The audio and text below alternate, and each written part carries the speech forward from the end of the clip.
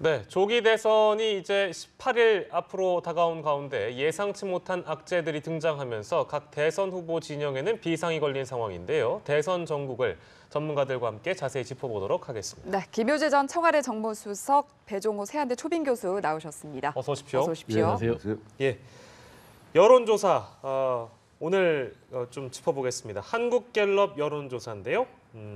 더불어민주당 문재인 후보가 41%, 전주에 비해 1%포인트 올랐고요. 안철수 후보가 30%입니다. 7%포인트 떨어졌습니다. 홍준표 후보 9%, 심상정 후보 4%, 유승민 후보가 3% 이렇게 나타났네요. 문 후보와 안 후보 차이가 좀 벌어진 것으로 확인되고 있는데요. 이 지지율 추이 어떻게 보시는지 두 분께 좀 먼저 들어보겠습니다. 먼저 김 수석께서 드리겠습니다. 지금 그 보수의 표심이 갈 길을 잃은 그 여실한 그 증거를 보여주는 거라고 보여지는데요. 그동안에 사실은 그 보수층에서는 자신들이 지지할 마땅한 후보를 찾지 못했습니다. 이를테면은 그 보수의 적통을 이어간다고 주장하는 그 한국당이나 바른정당에 대해서 그 후보들에 대해서 확실한 지지 표시를 못하고 있었거든요.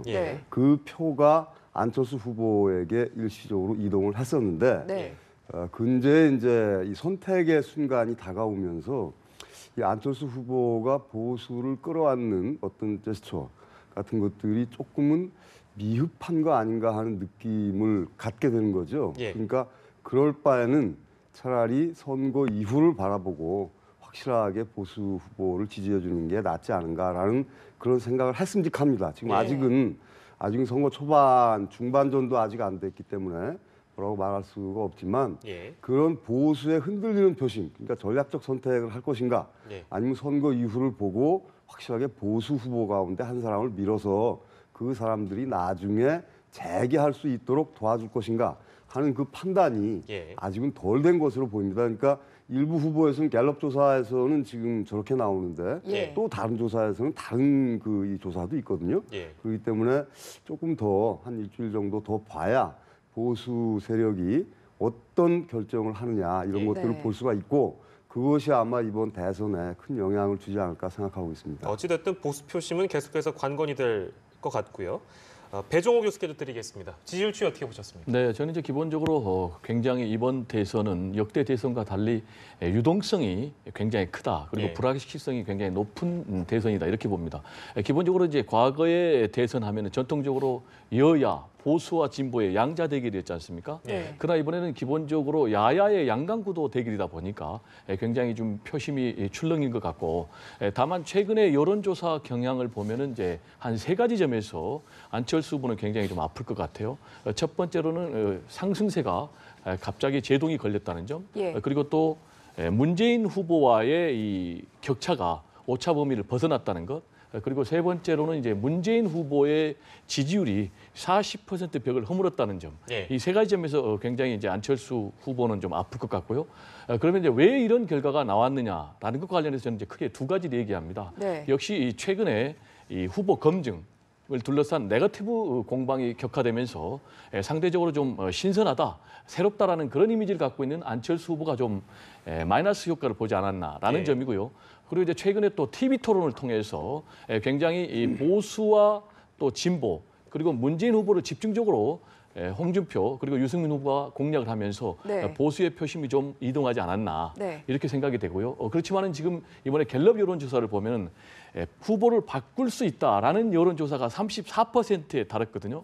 그래서 따라서 앞으로 지금 18일 남았습니까? 그래서 이 18일 동안에 이 34%가 과연 누구를 선택하느냐에 따라서 승패가 뒤바뀔 수 있다. 굉장히 유동성이 큰 대선이다. 이렇게 전망을 합니다. 네, 두 분 모두 분석을 해주시면서 보수 표심을 강조해 주셨는데 특히 갤럽 여론조사에서 TK 지역 여론조사 결과를 봤을 때 홍준표 후보의 지지율이 상당히 급등한 모습을 보였습니다. 지난주에 기억하기로는 8%에 그쳤던 홍 후보의 지지율, 지금 TK 지역에서 6%까지 급등한 모습이거든요. 이같이 지금 추이가 나타난 거는 보수 표심이 상당히 많이 움직이고 있다 이렇게 좀 분석을 해봐도 그렇습니다. 될까요? 아까 말씀드린 것처럼 보수라고 하면은 특히 지역으로 보자면은 TK, PK 지역이겠죠. 근데 그 가운데에서도 이제 이번 정권에 박근혜 대통령의 어떤 그 정치적 유산을 가지고 있는 TK 그 대구와 경북 그 주민들의 입장에서는 예. 처음에는 박근혜 대통령에 대한 실망 이런 것들 때문에 갈 길을 잃고 있었는데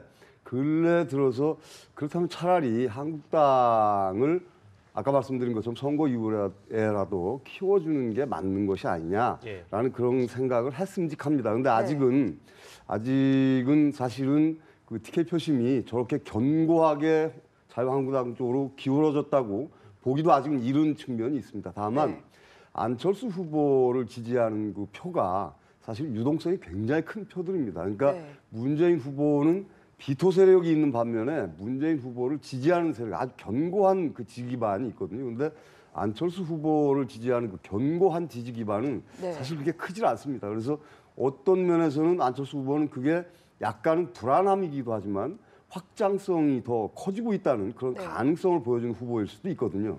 그렇기 때문에 지금 안철수 후보의 입장에서는 보수의 표심을 끌어모으기 위한 전략을 세움직합니다. 특히 TK 같은 경우에 어떤 선택을 하느냐가 중요한데요. 지금 안 후보 같은 경우에는 그 전략으로 지금 예를 들면 안보 문제와 관련한 문제에서 사실 확실하게 과거에 보여줬던 안철수 후보의 그 생각하고 많이 바뀐, 특히 사드 문제 같은 거는 태도를 바꾸지 않았습니까? 그런데도 불구하고 그 유권자들의 입장에서는 그런 정치인의 약속이나 이런 것보다는 사실은 제일 중요하게 보는 게 안철수 후보가 누구와 같이 선거운동을 하느냐, 어떤 세력과 손을 잡느냐, 그러니까 사람을 보는 거거든요. 그러니까 안철수 후보 주변에 이런 사람들이 있구나라고 할 때 안철수 후보의 말로 하는 약속과는 전혀 다른 차원에서 그 후보의 신뢰성이 조금씩 쌓여가는 거거든요. 그리고 안철수 후보가 굉장히 이 아픈 부분이 박지원 대표에 대한 이 이른바 문재인 후보 쪽과 보수로부터의 협공 때문에 사실은 이 지지율도 이 정체성을 보일 뿐만이 아니라 일부 조사에서는 떨어지고 TK에서는 그 대구 경북에서는 그 지지를 잃는 것 아닌가 그런 생각이 듭니다. 보수 표심에 아직 유동성이 남아 있다라는 얘기를 해주셨는데 지지율 추이를 보니까 이 TK 지역의 표심이 지금 홍준표 후보에게는 향하고 있는데 보니까 유승민 후보에게는 좀처럼 향하지 않고 있는 그런 모습이거든요. 이 원인은 어떻게 분석하십니까? 네, 기본적으로 이제 유승민 후보 같은 경우는 배신자 프레임에 갇혀 있기 때문에 TK 표는 그리 가기 어렵고요. 또 전반적으로 그러면은 유승민 후보가 다른 쪽에서 또 지지율이 와야 되는데 반대로 또 유승민 후보는 진보, 이 야권 성향의 후보자들로부터는 또 부역자 이미지가 있거든요. 그러니까 이제 유승민 후보 같은 경우는 지지율 상승이 굉장히 어려워서 계속 TV 토론에서는 굉장히 잘했다 이런 호평을 받음에도 불구하고 한 2%, 3%, 4%대를 유지하고 있고요. 그런데 이제 이번에 TK 표심이 약간 움직인 건 사실이에요. 그럼 왜 움직였냐라는 부분과 관련해서 제가 말씀드린 대로 TV 토론을 통해서 문재인 후보를 굉장히 압박을 했거든요. 대립각을 세웠거든요. 그런 부분에서 이제 TK 표심은 흔들리고 있는데 홍준표 후보가 우리 편이구나라는 생각을 좀 강하게 했을 것 같아요. 그래서 이제 그 표가 기존의 8%에서 26%까지 TK 지역에서 급상승했지 않습니까? 반면에 이제 안철수 후보 같은 경우는 48%에서 23%로 절반으로 뚝 떨어졌거든요. 그럼 여기서 우리가 유념해 봐야 될 부분이 안철수 후보와 그리고 홍준표 후보는 현실적으로 제로섬 관계에 있다는 것입니다. 그래서 이 부분이 TK뿐만이 아니고 전체 대선 구도에서도 그대로 적용이 될 것으로 보이는데 현재 제가 볼 때는 홍준표, 유승민 그리고 심상정 후보를 다 합하면은 대략 15%에서 20% 그리고 많게는 25% 가거든요. 그러면 이제 전체 보면은 나머지 한 80%에서 85% 보면은 40%에서 45%를 득표한 후보가 당선이 된다고 봐야 되거든요. 그런 점에서 만약에 유승민 그리고 홍준표 후보가 합쳐서 20%를 넘어선다면은 굉장히 문재인 후보의 당선 가능성이 높아지는 것이고요. 현실적으로 40%에 육박해 있기 때문에 반면에 홍준표, 유승민 후보로 합쳐서도 10% 미만에 불과한다면은 반대로 안철수 후보가 역전의 기회가 충분히 남아있다. 이렇게 전망을 할 수가 있겠다고 말씀드릴 수 있겠습니다. 네, 여론조사 저희가 분석을 해봤습니다. 한국갤럽의 여론조사였고요.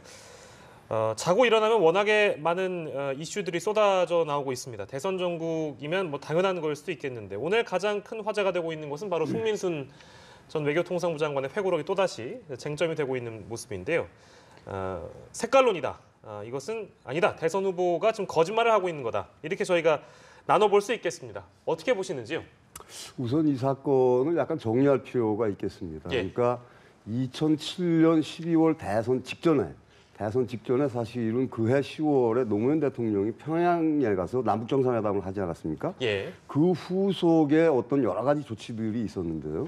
그해 11월 달에 유엔에서 북한 인권 결의안을 표결하도록 되어 있었습니다. 예. 그 전에 저희들이 찬성했던 그 바가 있는데요. 근데 그때에 남북 정상회담의 정신을 살려서 예. 이번에는 기권하는 게 어떤가라는 것이 그때 당시에 청와대 내부에서 논의가 되었었던 겁니다. 예. 네. 그 논의의 참석자가 지금 현재 대통령 후보로 나와 계시는 문재인 당시 비서실장 그리고 말씀하신 송민순 전 외교통상부 장관 예. 그리고 당시에 그 안보실장이었던 백종천 실장 이런 예. 분들이 이제 등장인물들입니다. 예. 예. 근데 당시에 송민순 장관이 작년 10월 달에 최순실 사태가 생기기 직전에 이 회고록이 나왔을 때 일시적으로 문제가 됐었습니다. 네. 바로 오늘 문제가 되는 그런 부분들. 문제는 뭐냐면은 당시에 그래서 그러면 북한 인권 결의안을 송민순 장관은 우리는 기권하면 안 된다. 우리가 당사자인데 기권하게 되면 국제사회에서 우리를 어떻게 볼 것인가라는 소신을 피력을 했고 예. 그리고 그에 반대하는 사람들이 있었는데 그 회의석상에서 문재인 당시 비서실장이 그러면 그걸 북한에 물어보고 하자라고 네. 했다는 게 송민순 장관의 회고록에 기록이 되어 있습니다. 그러니까 예. 그때도 그때 당시에 문재인 후보는 그 잘 기억이 안 난다 그랬다가 근래 이제 이런 문제가 그 대통령 선거 국면에 들어서면서 유승민 후보든 아니면 홍준표 후보로부터 그때에 이 바로 송민순 장관의 회고록에 나와 있는 그 문제를 다시 질문을 받게 된 겁니다. 예. 그런데 이번에는 이제 문재인 후보가 말하기를 그거는 북한의 의도를 물어보라고 그런 것이 아니고 예. 북한이 어떤 상황인지를 국가정보원을 통해서 알아보라고 그런 것이다. 말하자면 송민순 장관이 회고록에 쓴 것은 사실이 아니다. 예. 라고 부정을 한 겁니다. 그러니까 송민순 장관은 내가 책에 쓴 것이 사실이 아니라는 것은 거짓이다. 예. 라고 해서 일부 언론과 인터뷰를 하면서 당시에 자기가 가지고 있던 메모 그리고 당시에 그 노무현 대통령이 11월 20일 날 아세안 정상회담을 위해서 싱가포르에 가 계셨거든요. 예. 그러니까 그때에 국정원에서 북한의 상황을 파악해서 당시에 싱가포르에 있던 백종천 실장에게 국정원장 김만복 국정원장이 전해준 것을 문서로 만들어서 대통령에게 보고하고 예. 그리고 그 대통령으로부터 보고받은 내용을 송민순 장관이 들은 얘기를 예. 그때 당시에 문서와 자신의 메모를 공개하면서 문재인 후보 측이 거짓말하는 것이다. 예. 이게 무슨 색깔론인가? 이건 사실 여부에 관한 것이지 예. 거짓말이다라고 주장을 하고 있는데 예. 그 문건에 따르면 만약에 송민순 장관이 내놓은 그 문건이 진짜 문건이라면 예. 그 문건의 기록 내용을 보면 상황을 파악한 것이 아니라 예. 북한에 물어본 것만은 틀림이 없는 것 아닌가라는 느낌을 갖게 합니다. 예. 왜냐하면 거기에 보면 북한은 한국을 향해서 당신들의 태도를 분명히 해라. 예. 14 정상회담의 정신을 훼손시키는 것이다. 라는 문건들이 있거든요. 그리고 송민순 장관은 내가 이런 사람들과 함께 일을 해야 되다니 자기의 느낌까지 거기다 적어놨습니다. 그래서 예. 지금 이 더불어민주당 쪽은 아주 거당적으로 지금 송민순 장관의 이 회고록이 거짓일 뿐만이 아니라 그 대통령 기록물법 위반이다라고 해서 법적 조치를 묻겠다고 하는데요. 네. 아마 이 대선이 끝날 때까지 이게 사실이 밝혀질지는 모르겠습니다만은 여러 가지 그동안에 나온 기록으로 본다면 북한 쪽에 뭔가를 파악해 본 것은 아닌가 하는 어떤 의심을 갖게 하기에 충분합니다. 네. 보는 시각에 따라서 상당히 예민한 문제일 수 있겠는데요. 그 당 쪽에서는 대통령 기록물법에 저촉이 되지 않는다면 확실한 증거가 있다. 확실한 이 반박할 증거를 공개할 것처럼 얘기를 하고 있는데 그 증거는 뭘까요? 그러니까. 네, 아직 이제 뭐 민주당 측에서 예. 밝히지 않았기 때문에 어떤 증거를 갖고 있는지는 알 수는 없는 상황이고요. 다만 이제 민주당 측에서 주장하는 거는 대통령 기록물 관리법에 따라서 당시의 모든 대화 내용들이 다 기록물로 보관이 돼 있다. 그래서 그걸 열어보면 된다라고 주장을 하고 있기 때문에 제가 볼 때는 뭐 가능하면은 법적으로 가능하다면 대선 전에 그걸 이제 열람을 해가지고 확실하게 진실 공방의 종지부를 찍는 게 제일 좋고요. 그리고 또 관련해서 국정원에 그 기록이 있다는 것입니다. 그래서 제가 볼 때는 국정원도 밝힐 수 있다면은 그 서류를 공개를 해서 밝히는 게 제일 좋겠고요. 예. 다만 이 시점에서 이 부분의 진실 공방이 과연 국익에 도움이 되는 거냐. 예. 그리고 과연 이제 송민순 전 장관 같은 경우에 어떤 의도로 지금 이 문제를 이 시기에 제기하는가도 저는 굉장히 중요하다고 봅니다. 예. 제가 볼 때는 송민순 전 장관이나 또 문재인 후보나 같은 정부에 고위직에 근무를 했지 않습니까? 그런데 제가 볼 때는 지금 대선을 18일밖에 남기지 않은 상황에서 이 문제를 송민순 장관이 제기하는 것이 과연 적당한지도 저는 약간 의구심이 듭니다. 물론 이제 그분 입장에서는 두 가지 논리를 댔지 않습니까? 하나는 진실성의 문제다. 후보로서의 진실성. 또 하나는 이제 대통령 후보로서의 판단력의 문제다. 그 나름대로 설득력이 있다고 봅니다. 그럼에도 불구하고 시기의 문제에 있어서 이 시기에 그 문제를 제기했다는 것, 또 그리고 그 쪽지를 공개했다는 것은 다분히 선거에 영향을 미치기 위한 그런 정치적인 계산이 담겨 있다고 해석할 가능성이 높기 때문에 그런 부분에 더구나 이제 더 나아가서 이번에 과연 그 쪽지가 어떻게 보면 이제 국가 기밀에 관련된 그런 거거든요. 더구나 이제 남북 관계에 민감한 부분인데 그런 것을 공개를 할 필요가 있었는지라는 부분에 대해서는 좀 깊이 생각해 봐야 되지 않는가 이런 생각이 듭니다. 네, 교수님께서 얘기하신 것처럼 민주당 쪽에서도 공개 시점을 지금 문제 삼고 있는데요. 이 관련 공방뿐만 아니라 뭐 회고록 관련 사안도 상당히 큰 사안인데 지금 주적 관련 내용도 계속해서 후폭풍이 일고 있는 내용이거든요. 이 주적 논란 그리고 회고록 논란에 대해서 어찌 됐건 후보 차원에서는 명확하게 얘기를 하고 그리고 해명을 해야 되는 부분들이 좀 분명히 필요해 보이는데 이 부분에 대해서 어떻게 생각하십니까? 네, 저는 이제 앵커님 말씀에 정말 동의를 합니다. 왜냐하면 이제 대통령 후보라면은 전략적 모호성이라는 입장도 한두 개지 굉장히 중요한 국가 안보에 밀접한 모든 문제에 대해서 계속 전략적 모호성을 유지한다면은 사실 대통령 후보로서 과연 국가 안보에 있어서 외교에 있어서 어떤 철학을 갖고 있는지 유권자, 국민 입장에서 좀 의심이 될 것 같아요.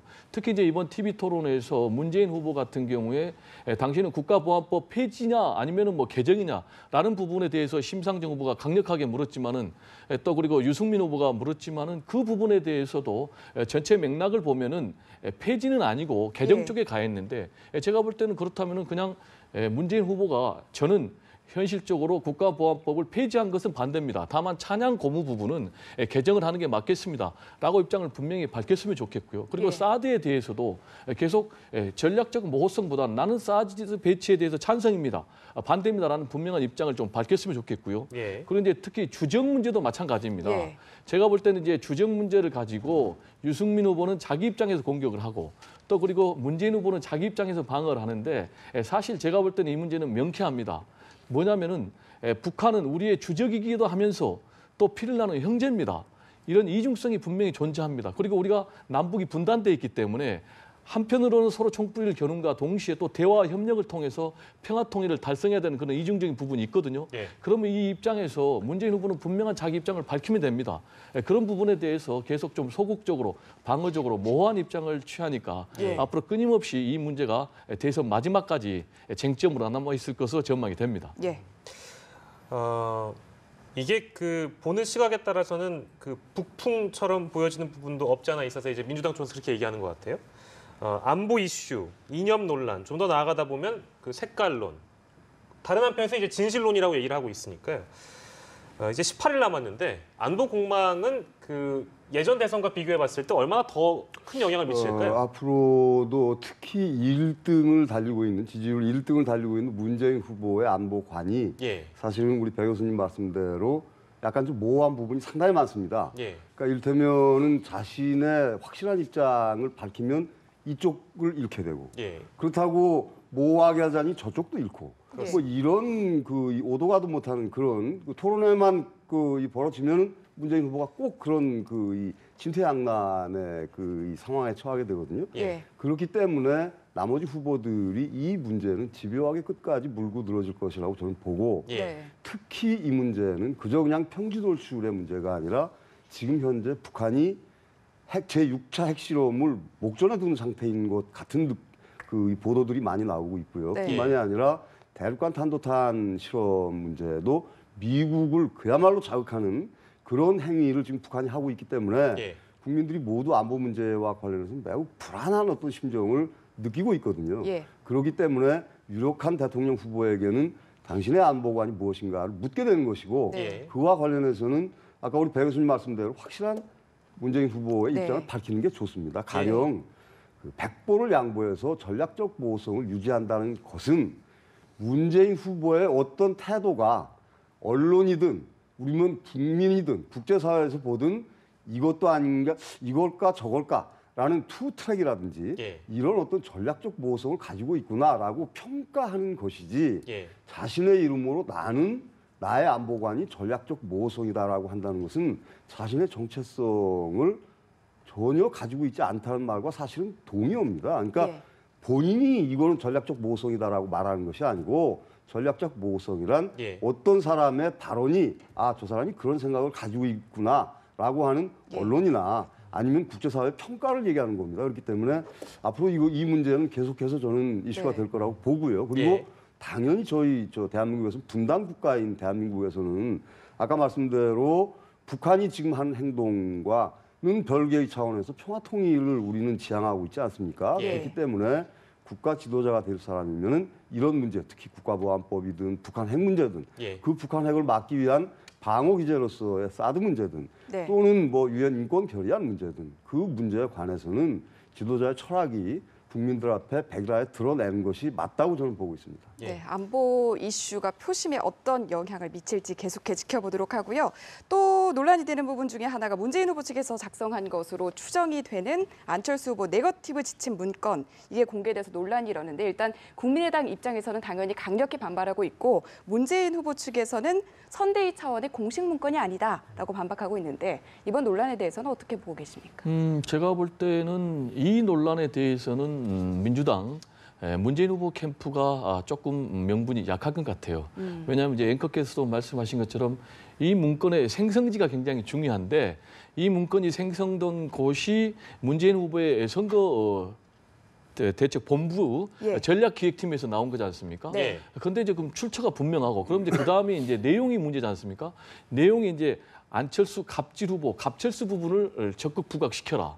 그리고 또 호남 또 영남 보수 유권자들을 분리시켜라. 이런 구체적인 이제 어떻게 보면 전략적인 지침까지 하달됐다는 점에서 굉장히 제가 볼 때는 좀 과거에 어떤 좋지 않은 네거티브의 전형을 보는 것 같고요. 근데 여기에 대해서 이제 우상호 선대위원장 같은 경우는 캠프에 알아보니까 아무도 아는 사람이 없더라. 그래서 캠프에서 생성된 건 아니다라는 논리는 좀 부족한 것 같고요. 그런데 이제 중요한 것은 앞으로도 이런 네거티브 공방이 굉장히 심해질 것입니다. 지금 이제 통계에 따르면 대략 후보 선출일, 선거일 한 보름 전에 이 네거티브가 가장 극심하게 이루어진답니다.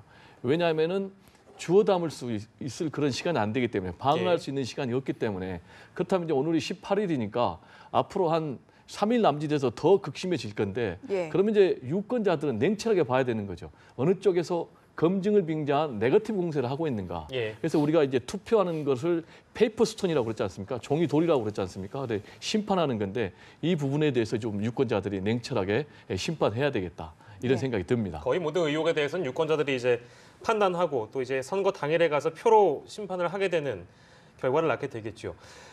홍준표 후보 얘기도 하겠습니다. 12년 전에 자서전을 썼는데 이 내용은 지금 굉장히 뜨겁습니다. 저희가 특별히 지칭을 하지 않고 돼지 약물 정도로 지칭을 할 텐데요. 돼지 약물을 이용해서 친구의 성범죄 모의에 가담을 했다. 자기 고백을 한 건데 지금 뭐 다른 대선 후보들 진영에서 사퇴해라 이런 요구까지 나오고 있습니다. 어떻게 보셨는지요? 사퇴 요구까지 할 수 있는 사안인지는 뭐 솔직히 모르겠습니다. 도덕적으로 만약 사실이라면 굉장히 큰 문제인 것만은 틀림이 없습니다. 누군가가 찾아내서 홍준표 후보가 과거에 그랬다더라. 이렇게 문제가 제기된 것이 아니라 자기 손으로 써서 자기 손으로 교정세를 본 그리고 출판 인쇄된 책에 저는 그 두 가지 점에서 매우 좀 이상하다는 생각이 들었던 게 이런 문제가 자기의 자서전에 실리는 것이 도대체 무슨 도움이 된다고 그런 것을 본인 스스로가 썼는지 그때 해명했다고 그러는데 무슨 해명을 어떻게 했다는 것인지 반성하는 차원에서 썼다고 얘기를 하는 것 같더라고요. 아니요, 그건 반성의 차원으로 보기에는 그 책을 보다 보면은 약간 그 청소년기의 어떤 치기 같은 것들을 써낸 것 같은데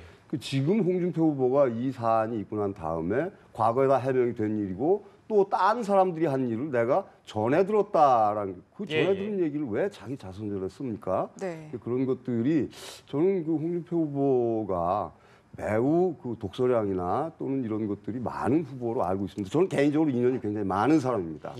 잘 알고 있는데 이번에 굉장히 실망을 했고 그리고 이 사안을 대하는 태도에 있어서도 본인이 잘못한 게는 깨끗하게 인정하는 게 저는 맞다고 봅니다. 왜냐하면 아주 오래전의 일이고 그런 일들이라는 것은 그 돌이켜 보면 그 사람 누구나 다 청소년기에 또는 자랄 때 어떤 일탈의 그 행위들이 있는 법이거든요. 근데 그런 것들을 해명하는 과정에서 이것도 아니고 저것도 아니고 변명으로 또는 거짓으로 이 해명을 하게 되면은 그건 후보의 도덕성에 또 다른 흠집을 전 남기게 될 것이라고 보고 홍준표 후보는 이 문제에 대해서는 기억을 되살려서 잘못된 것이면 잘못됐다고 시인하는 것이 전 맞다고 봅니다. 확실히 사과하는 게 좋다. 저희가 여론조사 결과를 아까 만나봤습니다만 홍준표 후보 지지율이 상승세를 보이고 있는 상황이거든요. 근데 어제였죠? 설거지 발언에 이어서 그리고 오늘 이제 그 돼지 약물 파문 요 부분은 의혹이라고 해야 되겠죠? 요 의혹은 글쎄요 계속 이렇게 그 논란에 휘말리다 보면 아무래도 지지율에 타격이 있을 수 있을 것 같습니다. 그건 어떻게 보시는지요? 지금 정무수석님 말씀이 상당히 중요한 부분인데요. 홍준표 후보는 기본적으로 두 가지 문제 때문에 후보로서의 자질 문제가 계속 제기되고 있습니다. 하나는 아시는 것처럼 이제 성완종 전 회장으로부터 정치자금 1억을 받은 문제로 그게 이제 1심에서 무죄고 2심에서 무죄를 받았어도 사실은 대법원에 계류 중이면 문제가 될 거예요. 근데 문제는 1심에서 유죄를 받았거든요. 그리고 2심에서 이제 무죄를 받았단 말이에요. 그러면 이제 3심에서는 물론 확률적으로는 무죄 받을 확률이 높겠지만 어떻게 될지 모르거든요. 그래서 본인이 또 얘기했지 않습니까? TV 토론에서 만약에 유죄가 나오면은 내가 감옥 가겠습니다라고 얘기했기 때문에 굉장히 불확실한 후보예요. 그런 부분이 있는데 거기에다가 계속 이제 막말로 후보가 과연 자질이 있는 거냐라는 시비에 있는 그런 상황 아닙니까? 예를 들면 뭐 이대생 애들 뭐 패보르고 싶다, 설거지는 여자가 해야 되고 뭐 하늘이 정해준 것이다. 이런 건 지금 굉장히 시대 상황과 안 맞는 여성 비하적인 발언인데 여기에다가 본인이 또 과거에 우리 정무수석님 얘기했지만 치기에 가까운 그런 것들 또 그리고 실제로 자기가 거기에다가 가담했다고 썼거든요. 근데 이번에는 뭐라고 해명을 했냐면은 남한테 들은 얘기를 썼다 이렇게 해명을 했거든요.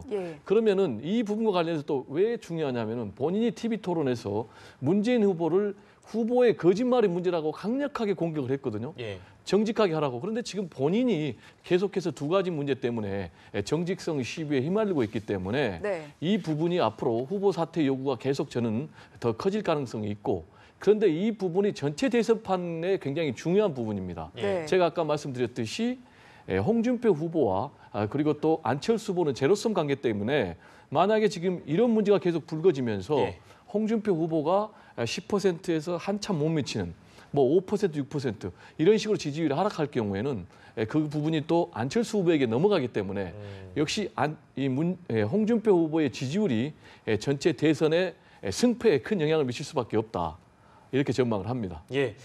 홍준표 후보의 자서전 논란까지 저희가 짚어봤습니다. 두 분과 함께했는데요. 김효재 전 청와대 정무수석, 배종호 세한대 초빙 교수와 함께했습니다. 두 분 말씀 감사합니다. 고맙습니다. 감사합니다.